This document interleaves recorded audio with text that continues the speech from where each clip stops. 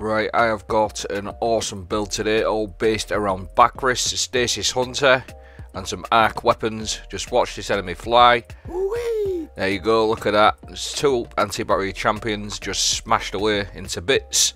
And I'm also going to be showing you a bit of vault shot on top of working with Mask of Bakris to get full advantage of our Arc weapons. I'm going to be featuring some rocket launchers, some Arc heavy machine guns, and this build and setup is going to absolutely destroy everything in the game.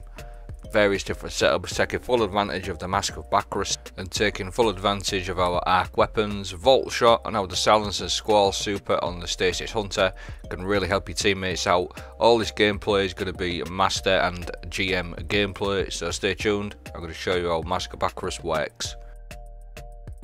So, Mask of Bakris, it only works on the Stasis subclass for the Hunter. What it does, it replaces your Stasis subclass dodge ability with a longer range, faster moving shift that partially cloaks you during use. That is extremely handy in all activities because it does confuse the enemies and you can get out of bad situations pretty quick. After shifting, your Arc weapons deal increased damage to combatants for a short time, and you deal increased damage to all slowed or frozen combatants. Now what you have to do with this bit, because the description isn't the best, is you have to break these two last sentences into two separate parts. So after shifting, your Arc weapons deal increased damage to combatants for a short time. So whenever you use your light shift, you're going to get an extra 10% damage to your Arc weapons for 10 seconds. But then the bottom bit, and you'll deal increased damage to all slowed or frozen combatants. That's another 10%, and that's with any weapon. It doesn't have to be Arc. So you get an extra 10% damage to anything that's slowed. So potentially, if you're using an Arc weapon, the slowed, and you do your light shift, you're going to get a 20% extra damage. But just to clarify, the slowed damage applies to any weapon. Now the extra 10% damage that you get to slowed or frozen combatants works extremely well with Witherhoard. It's a weapon that I feature on this build quite a lot. So if you just look here, 3757, that's a normal shot, normal sort of damage from the Witherhoard. And then what I'm going to do is wait for him to respawn. I'm going to show you that 10% damage increase that you get to all slowed or frozen combatants, just to show you that it doesn't have to be Arc. So all the way up now is frozen, look, to 3944, and it'll drop to 37, then back up. That's because he's coming out of being frozen. So that's the 10% extra damage that you get to all slowed or frozen combatants. So just getting an extra 10% for any weapon is pretty solid. It works really nice with Witherhoard because that does damage over time, and as long as you can freeze that enemy, Witherhoard works really nicely because it does damage over time, like I've said. Other weapons, so we can get damage. The other 10% extra Arc damage is things like Tarnished Metal with Vault Shot. That works really nice with this build because we can apply Vault Shot also. So there's an Arc weapon that you're going to get the extra 10% as well from your Arc shift or your light shift whenever you dodge, and if they're frozen you're going to get an extra 10%, so 20% damage in total. Hothead with lasting impression works extremely nice because what you're going to be able to do is apply Witherhoard and the lasting impression, do your slowing effects, dodge, and you're going to get loads of extra damage. Hothead with explosive light is extremely nice as well, and the machine gun I've been using for the last couple of days is absolutely crazy. Planck with One for All, that's also Arc, so we're going to get max damage on our Arc weapons. I've got some clips to show you now of all different types of activities, some GMs, some master stuff, and you're going to see how good this build is. It absolutely wrecks everything. Bit of Vault Shot going on there, and then what you'll see, the loop that I always do, is I'll have a slow with my super, slow with my dust field grenade, do my Arc shift, get the extra 10% from the Arc shift, and I'm also going to get an extra 10% because he's slowed or frozen when we're using an Arc weapon.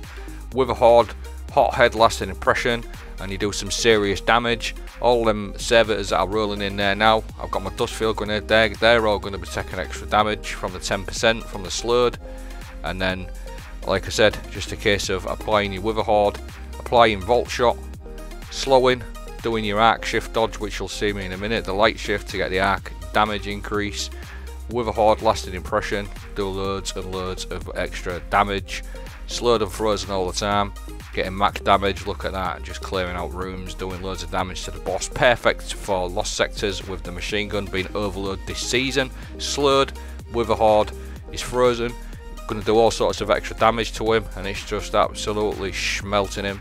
And on top of that, the Silence and Squall, the super that just consistently slows and freezes everything, so we're going to be able to take advantage of all the extra damage bonuses from Mask of Bakris with the Silence and Squall super, and you can absolutely just chew through enemies like absolutely nuts. So this is just like Lost Sector gameplay. In a moment, what I'm going to do is I'm going to show you some GM gameplay, but I just want to show you how this Vault Shot works really nice with the Bakris as well. So you're going to get an extra 10% damage to your arc weapons whenever you do your light shift. The Vault Shot just gets so much extra damage with a Tarnished Metal, the Scar Rifle, which I've covered this season. But Vault Shot just feels like an absolutely perfect sort of perk to go with Bakris and a Stasis build. And again, I'm just using my LMG to rinse, stun, apply the slow to freeze, and once we get going, his health just goes from full to zero very quickly, like so. Just look at the state of that. Full health to zero, taking full advantage of the Mask of Bakris perks. And now I'm going to show you some GM gameplay clips. It's alright working in master stuff. Sometimes it makes it look better in master stuff, but it works just as good in GM gameplay. Look at the Stasis Overload champ. Slowed is frozen. Getting all the extra damage from the Bakris, and I'm going to activate my light shift now and just finish this boss off easily. Look at that, he was absolutely smashed.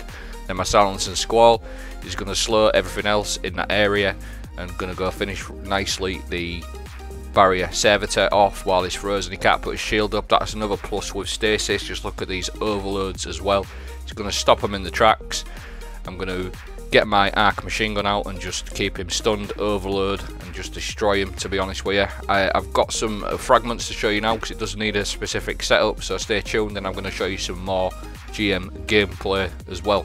So these are the fragments and aspects I run. It does need a particular setup. I run Grim Harvest. What Grim Harvest does, it defeats slowed or frozen combatants, creates Stasis shards. Those shards grant melee energy when picked up by you or your allies.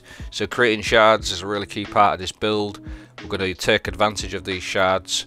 On top of that, I'm running Touch of Winter, because what this does, it gives your grenades, your Stasis grenades, enhanced capabilities, especially Dustfield, which is what this build is based around. This is the best one for Bakris. It slows quite a lot of things in a large area of effect, so this is why I run Touch of Winter.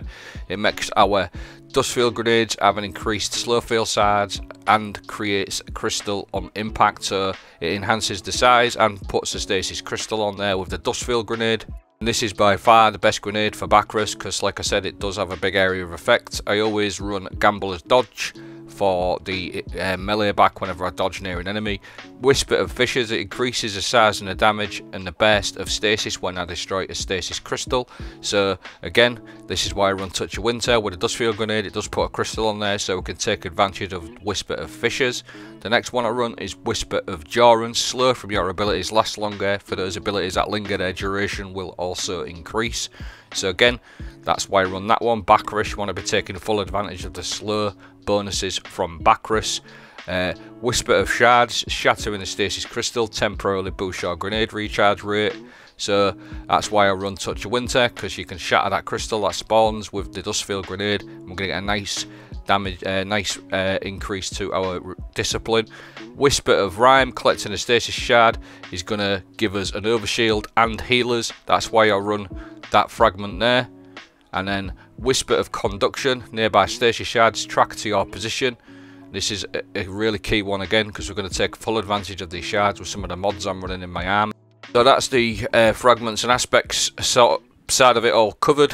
Take full advantage of Mask of Bakris with the way this is set up, and now it's back to some GM gameplay, and you're going to see me doing my light shift quite a bit in the clips already, if you haven't already seen, getting the increased damage. And this is why I like to run the certain aspects, the Dustfield grenade and things like that, because look at all them yellow numbers there, that massive area of effect with the Vault Shot, all chain into all them slowed targets. And now what you're going to see, I'll put my Witherhoard on, I've put my Dustfield, I've done my light shift, dodge, my arc rocket launcher with lasting impressions, going to do loads of damage. And then in this spawn here we get a couple of barrier champions, a couple of arc knights. My Silence and Squall is there, is doing loads of extra work to them. They don't last very long at all because they're all slowed and frozen, and I'm going to keep saying this, but they're slowed and frozen, so you're going to get loads of extra damage on all of your weapons, and in particular your arc ones if you do your light shift. So again, it just destroys most things in game very, very easily if you can get your slow on there, whether it's from your Dustfield Grenade or your Silence and Squall Super. I hope this video has been good. Stay tuned. I want to show you how to get 20% extra damage on top of everything as well with high energy fire.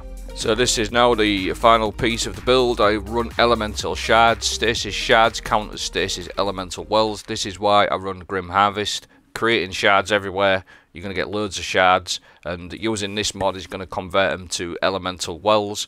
And then what I do is I run elemental charge, because whenever I pick up an elemental well, it's going to make me ×2 charge with light.